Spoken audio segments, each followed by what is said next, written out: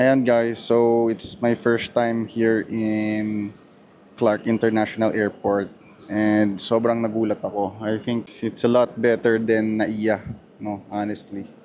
Nung unang pasok ko dito, para ako nasa ibang bansa. Kasi ang malinis, ang ganda, and ang bago, and very modern yung touch ng airport. Ang ganda, no, really. So, yan, kung mag-book kayo ng flights and meron sa Clark and malapit ka lang sa area, Clark na, no? Makita nyo. I like it, no? You'll see later on pag nag-check-in kami and pagpunta na kami sa gate kung anong itsura dun sa loob. But dito pala kami sa check-in counter, no? Nag-aantay kami ng opening ng counters namin. And it looks really good, no? Really good.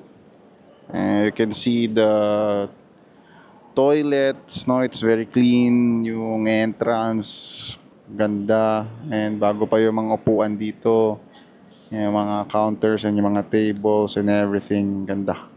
So, pupunta kami ng Siargao! yan. So, samahan nyo kami for a 4-day vacation. Yan. So, 4 na araw lang kami doon. See you!